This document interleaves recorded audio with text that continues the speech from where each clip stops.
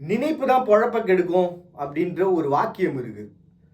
இதுல நினைப்பு தான் வாழ வைக்கும் அப்படின்ற ஸ்பிரிச்சுவல் சைக்காலஜியா நம்ம முடிவுக்கு கொண்டு வர போறோம். ஃபர்ஸ்ட் ஆஃப் ஆல் ஸ்பிரிச்சுவல்னா எப்படி நினைப்பு அப்படின்னா, என்னுடைய ஐயனை நினைச்சே நான் வாழ்ந்துருவேன்.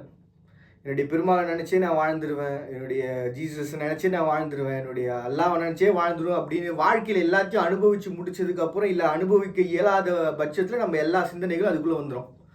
அந்த நினைவே எனக்கு போதும், அந்த வாழ்க்கையே எனக்கு போதும், அந்த நினைவே எனக்கு சந்தோஷத்தை கொடுக்குதுன்னு நம்ம மனசு முழுக்கவும் பார்த்தீங்கன்னா ஒரு ஆதரவை தேடி தேடி தேடி ஒரு கட்டத்தில் ஒரு பெரிய ஆற்றலை கொண்டு நிறுத்திடும். அந்த ஆற்றல்கள் தான் நம்ம உலகத்தினுடைய கடவுள்களாக நினச்சிக்கிறோம். அதான் ஸ்பிரிச்சுவல்.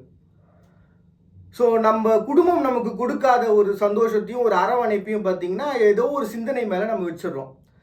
இது வந்து முழுக்க முழுக்க பார்த்தீங்கன்னா இன்டெப்தான காதல்னு சொல்லுவாங்க. அதாவது இப்போது பெருமாள் பற்றி நான் பேசுனதுக்கு காரணம் என்னென்னா, தலையால் நடந்து போனாங்க அப்படிலாம் சொல்லுவாங்க. அதேமாதிரி இந்த காலமேக புலவர்கள்லாம் வந்து ஒருத்தர் மேலே ஒருத்தருங்க இருப்பாங்க அப்படின்னு சொல்லுவாங்க. சிவன் மேலே காதல் கொண்டு வாழ்ந்தவங்க, அதனால் கண்ணே வந்து கண்ணப்பரை வெட்டி வச்சார். ஏகலைவன் சொல்லிட்டு ஒருத்தர், அவர் குருக்காக அந்த அளவுக்கு ஒரு பொசனாக இருந்தாங்க அப்படின்னு சொல்லிட்டு. ஸோ கிட்டத்தட்ட அந்த குருவுக்காகவும் தன்னுடைய கடவுள்களுக்காகவும் தன்னுடைய வாழ்க்கையை அர்ப்பணிக்கிற ஒரு நிலை இருக்குல்ல, அரவனுடைய களபலி மாதிரி. அப்படி இன்டெப்த்தாக நீ என்ன வேணா செய்வையா, நீ சொல்லு நான் செய்கிறேன், நீ ஊன் தலையாட்ட இந்த உலகத்தையே ரெண்டாக பொழந்துடுவேன், பூமியை பொழந்துடுவேன், வானத்தை கீசிடுவேன்ற அந்த ஒரு கான்செப்ட் அதுக்குள்ளே வந்துடும்.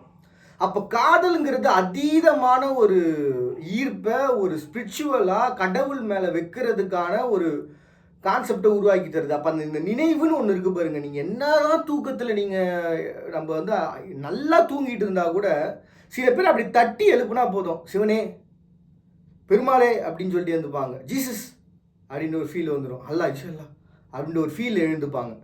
அந்த நினைவு தான் பார்த்தீங்கன்னா நம்மளை அறியாமல் அனிச்சை செயல்னு சொல்லிட்டு நம்மளை தேர்ட் பிரெயின் வந்து ஸ்டோர் பண்ணி வைக்கிற இடம். வாழ்க்கையில் நம்ம என்னைக்கு அனிச்சை செயலாக நம்ம ஒரு வாழ்வியலை ஸ்டோர் பண்ணி வைக்கிறோமோ, அந்த வாழ்வியல் நம்ம என்னதான் நம்ம லைஃப்பை விட்டுட்டு நம்ம அவே போனாலும் நம்மளை மறுபடியும் பிடிச்சி எடுத்துகிட்டு வந்து நிறுத்திடும். அதனால தான் வாழ்க்கையில் நம்ம என்ன செய்யணும் அப்படிங்கிறத முழுமையாக நம்ம யோசிச்சுட்டே இருக்க வேண்டியது ஒரு சரியான ஒன்று. ஏன்னா அந்த ஒரு காலகட்டம்ன்றது பார்த்திங்கன்னா அந்த எஜுகேஷன், இந்த சிஸ்டம், இது எல்லாமே உருவானது காரணமே அந்த நினைவாற்றலை கொண்டு வர்றதுக்கு தான். நாம் யாருன்ற ஒரு சிந்தனையை ஒரு ஒட்டு மொத்தமாக புக்ஸாக கொடுத்துருவாங்க எல்லாத்துக்கும். ஸோ நம்ம எல்லாத்தையும் படித்து முடிச்சதுக்கப்புறம் இதில் நான் யாரா அப்படின்ற ஒரு எண்ணத்தை நம்மளை அறியாமல் நம்மளுடைய நினைவாற்றல் நம்மளோட தேர்ட் பிரெயின் ஒன்று பண்ணோம். இதுதான் வந்து பார்த்தீங்கன்னா டிஎன்ஏ மூலமாக கடத்தப்படுறது. சில பேர்லாம் வந்து பார்த்தீங்கன்னா இந்த ஜாதி பேர்கள் வச்சுருப்பாங்க. இப்போ வந்து கணக்கர் அப்படின்னு சொன்னாங்கன்னா அவங்க கணக்கு எழுதுறவங்களா இருப்பாங்க. ஏன்னா அவங்க முழுக்கவும் பார்த்தீங்கன்னா அது சார்ந்தே படிச்சிருப்பாங்க, அது சார்ந்தே வளர்ந்துருப்பாங்க. இப்படி ஒவ்வொருத்தரும் பார்த்தீங்கன்னா அவங்க செய்த அந்த தொழில்களினுடைய அடிப்படையில் அவங்க வாழ்வியல் இருக்கும். நீங்கள் பல தலைமுறைகள் கழித்து ஒரு பர்சனை கொண்டு வந்து நிறுத்திங்க, கொஞ்சம் கணக்கு போடுப்பா அப்படின்னு சொன்னீங்கன்னு வச்சுங்களேன், மறுபடியும் அந்த தேர்ட் பிரெயின் ஒர்க் ஆக ஆரம்பிச்சிடும். அவன் சும்மா படித்தா போதும் மறுபடியும் அந்த பழைய விஷயம், இந்த 7ஆம் அறிவு கான்செப்ட் மாதிரி இதெல்லாம் நம்புற மாதிரியாப்பா இருக்குது, அது என்னவோ ஸ்பிரிச்சுவல் வந்தால் மட்டும் இதெல்லாம் நம்புற மாதிரியாப்பா இருக்குது அப்படின்ற ஒரு கான்செப்டுக்குள்ளே வந்துடுறோம். அந்த அனிச்சை செயலை நம்புறீங்களே, அந்த அனிச்சை செயல் தான் பார்த்தீங்கன்னா நம்மளை ஏதோ ஒன்று புஷ் பண்ணுதுப்பா என் வாழ்க்கையில், ஏதோ ஒன்று என்னை தள்ளுது, நான் என்ன தான் முயற்சி பண்ணு, என்ன தான் தோற்று பண்ணாலும் சரி என் வாழ்க்கை அதை நோக்கி பயணிச்சுக்கிட்டே இருக்குது, அந்த சிந்தனை எனக்குள்ளே இருந்துக்கிட்டே இருக்குன்ற ஒரு கான்செப்ட் ஒன்று உருவாகுது இல்லையா, இது நினைவு தான் தருது. அப்போ நினைப்புன்றது பொழப்பை கெடுக்கவே கெடுக்காது. தப்பான நினைவாகவே இருந்தாலும் கெடுக்காது. அது என்ன தப்பான நினைவு? நம்ம அனிச்சை செயலில் நம்மளுடைய இப்போ அந்த தப்பான நினைவு அப்படின்ற கான்செப்ட் ஞாபகம் வச்சுக்கோங்க. முதல்ல இந்த ஸ்பிரிச்சுவல் முழுசாக முடிச்சிடறேன். ஸோ காதல் அப்படின்ற ஒரு கான்செப்டுக்குள்ளே வந்துட்டோம். ஸோ நம்ம வாழ்க்கையில் என்ன தான் வந்து தேடுங்க, என்ன தான் ஓடுங்க, எவ்வளோ நம்ம வந்து இந்த என்ன சொல்கிறது, உடல் இயக்கம்ன்றது ஒரு பக்கம் நமக்கு நின்றுட்டா கூட நம்ம சிந்தனைகளில் அது நிற்கும். இப்போ திடீர்னு ஒருத்தன் எகிரி தண்ணியில் குதிச்சுட்டாங்க, பல வருஷங்களாக வந்து நீச்சல் கூட பண்ணாமல் இருந்தாங்க, சின்ன வயசில் நீச்சல் பண்ணாங்க, நீச்சல் அடிக்க ஆரம்பிச்சிருவாங்க. இந்த சைக்கிள் ஓட்டுற கான்செப்ட், இது எல்லாமே வந்து பார்த்திங்கன்னா அப்படி தான். அப்போ தேர்ட் பிரெயினில் ஒரு கான்செப்ட் நம்மளை அறியாமல் நம்ம விதைச்சிட்டோம் அப்படின்னா, இதுக்கு முன்னாடி நமக்கு வாழ்ந்தவங்க இருக்காங்க பாருங்கள், அவங்களோட வாழ்வியல் முதற்கொண்டு தேர்ட் பிரெயினில் மறுபடியும் வந்து ஸ்டோர் ஆகிடும். ஸோ இதை ஸ்பிரிச்சுவலாகவும் பார்த்தாலும் சரி, நம்ம மோஸ்ட்லி இப்போ ஸ்பிரிச்சுவலை வந்து பார்த்தீங்கன்னா சயின்ஸோடு நம்ம ஒப்பிட்டு பேசுகிறது அப்படின்றது கொஞ்சம் அதிகமாகிடுச்சு. அதனால தான் பார்த்தீங்கன்னா இப்போ இந்த டிஎன்ஏ கான்செப்ட் ஸ்பிரிச்சுவலோட கொஞ்சம் சேர்த்துருக்கேன். ஸோ அதனால் ஸ்பிரிச்சுவலாக பார்த்தோம் அப்படின்னா நினைவாற்றல் அப்படின்ற ஒரு கான்செப்ட் தேர்ட் பிரெயினில் அப்படியே நிற்குது, ஸ்டோர் ஆகி நிற்குது.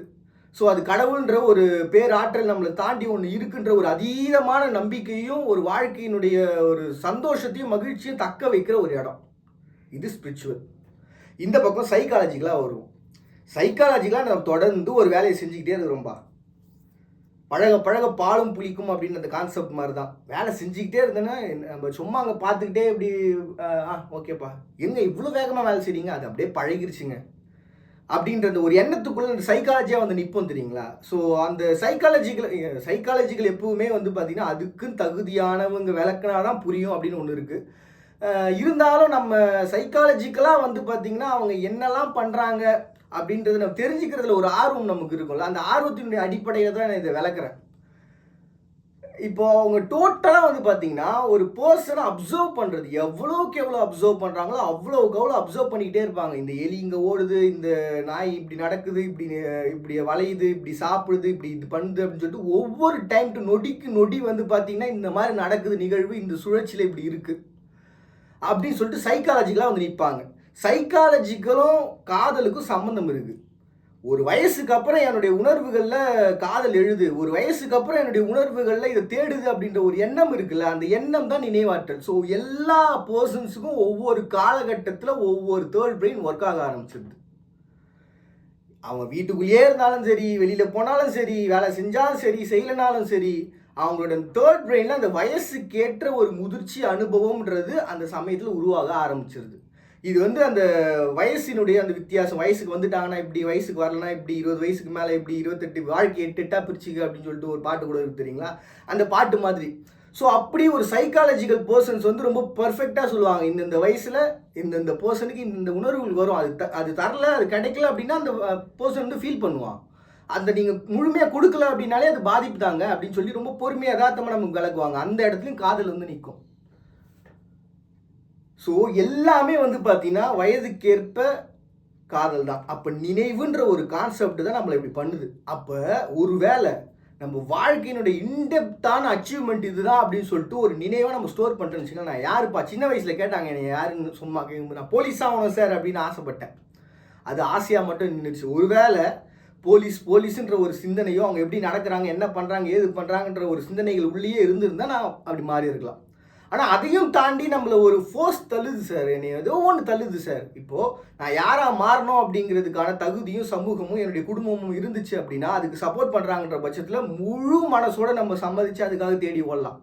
நான் யாருன்னே எனக்கு தெரில, ஏதோ காலம் போகிற போக்கில் போயிட்டு இருக்கிறேன், வாழ்ந்துகிட்டு இருக்கேன், என்ன பண்ணுறதுன்னு தெரியல, சைக்காலஜி டாக்டர் பாருப்பா அப்படின்ற ஒரு கான்செப்டில் வந்து நின்றுடுவோம். அந்த மாதிரியான சுச்சுவேஷனில் நம்ம மனசு என்ன, நம்ம என்னவா ஆக போகிறோம் அப்படின்ற ஒரு எண்ணத்துக்குள்ளே நம்ம முழுமையாக வந்து நிற்கும் பொழுது எழுகிற ஒரு சிந்தனை, அந்த சிந்தனையை அப்படியே பிடிச்சி தேர்ட் பிரெயினில் நான் இதுதான் இப்படி தான் ஆக போகிறேன், இதெல்லாம் நான் பண்ண போகிறேன், பண்ணவே கூடாது, நீங்கள் செயல்படுத்த கூட தேவையில்லை, தேர்ட் பிரெயினில் ஸ்டோர் பண்ணிட்டீங்க. அப்புறம் பார்க்குற பொருள்லாம், பார்க்குற இடம்லாம் உங்களுக்கு அந்த தேவைகள் மட்டும்தான் தெரியும்.